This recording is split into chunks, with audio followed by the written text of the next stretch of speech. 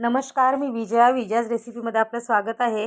मस्तपैकी आता मार्केटमध्ये कच्च्या कैऱ्या आलेल्या आहे आणि कैरीला पाहून सगळ्याच्याच तोंडाला पाणी सुटतं आणि रोज काहीतरी चटपटीत पदार्थ हे खावेसे वाटतात।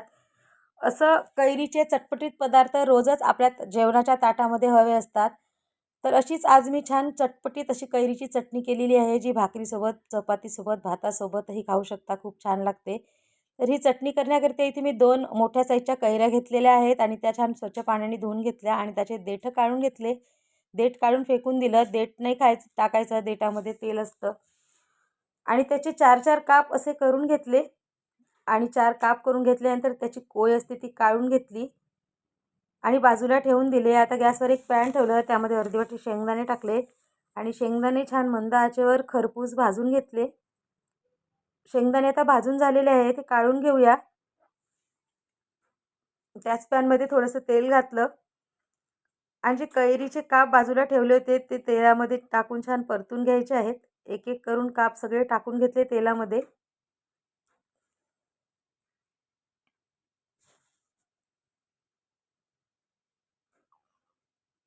आणि झाकण ठेवून छान मऊ असे काप आपल्याला शिजवून घ्यायचे आहे कैरीचे। झाकण ठेवून छान शिजवून घ्यायचं। ते काप छान शिजले की त्यामध्ये मूठभर पुदिना, मूठभर सांबार आणि मूठभरच कढीपत्ता असं टाकला। कढीपत्ता, सांबार आणि पुदिना छान मस्तपैकी परतून घ्यायचं।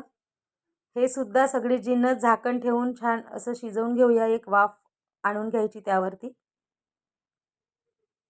पुदिन्याच्या फ्लेवरनी खूप छान चटपटीत अशी ही चटणी लागते। हे सगळे छान परतून झालेले आहे। आता गॅस बंद करूया। त्यामध्ये 2 गाठे सोललेला लसूण,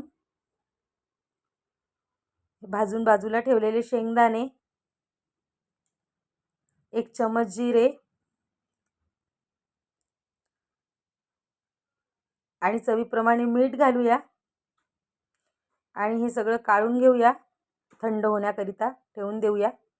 आता त्याच पॅनमध्ये थोडंसं तेल घेतलं आणि ती हिरवी मिरची टाकून आपल्याला तेलावर परतून घ्यायची आहे। मिरची ही आपापल्या चवीप्रमाणे घेऊ शकता, कमी जास्त, जसं कोणाला तिखटचं प्रमाण हवं आहे त्या प्रमाणात मिरची घ्यायची। मिरची देखील छान परतून झालेली आहे। आता हे थंड झालेले सगळं जिन्नस आहे ते मिक्सरमध्ये टाकून त्याची चटणी करून घ्यायची, मिक्सरमधून काढून घ्यायची। तुम्ही पाट्या वरवंट्याने सुद्धा करू शकता किंवा खलबत्त्यातही करू शकता, खूप छान टेस्ट लागेल। पण मी ते मिक्सरवरच केलेली आहे। चटणी छान बारीक झाली की त्यामध्ये मिरची पण पेस्ट करून टाकून द्यायची। संपूर्ण छान एकजीव करून घ्यायची मिरचीची पेस्ट आणि बारीक केलेली कैरी आणि सगळे जिन्नस।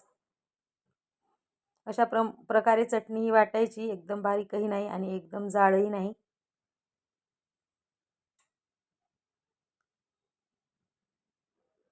आता पॅन ठेवायचं, त्यामध्ये तेल टाकायचं। इथे मी शेंगदाण्याचं तेल टाकलेलं आहे, तुम्ही कोणतेही टाकू शकता आपल्या आवडीप्रमाणे।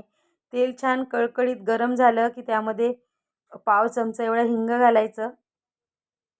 हिंगाची फोडणी करायची आणि बारीक केलेली संपूर्ण चटणी त्या फोडणीमध्ये टाकायची आणि छान परतून घ्यायची।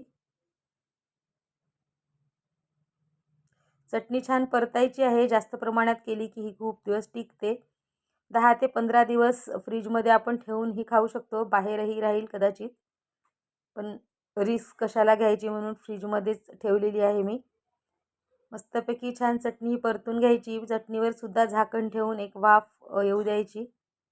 थोडं जास्त प्रमाणात तेल टाकलं की बाहेरही राहते, जसं आपण लोणचावर तेल वरती ठेवतो, बरणीत लोणचं ठेवतो तशा प्रकारे। पण इथे मी अगदी थोडं कमी प्रमाणात तेल वापरलेलं आहे, त्यामुळे मी फ्रीजमध्येच ठेवली। छान संपूर्ण चटणी छान अशी एक वाफ आणून घेतली आहे, तर चटणी ही तयार आहे। खूप छान चवदार अशी ही चटणी होते। ही रेसिपी कशी वाटली नक्की मला कमेंट करून सांगा आणि रेसिपी जर आवडली असेल तर नक्कीच माझ्या व्हिडिओला लाईक करा आणि इतरांसोबत शेअर करा। अशाच माझ्या नवनवीन रेसिपीज पाहण्याकरता माझ्या यूट्यूब पेजला सबस्क्राईब करा आणि फेसबुक पेजला फॉलो करा। मस्त खा आणि स्वस्त रहा। छान अशी चटपटीत अशी चटणी तयार झालेली आहे। ही चटणी मी भाकरीसोबत खाल्लेली आहे, तुम्ही कशासोबत पण खाऊ शकता। भातासुद्धा खूप छान, साधं वरण आणि चटणी भातासोबतसुद्धा खूप छान लागते। मस्तपैकी चटणी घेतली आणि भाकरी, मस्त तुमच्या तोंडाची नक्कीच चव वाढेल।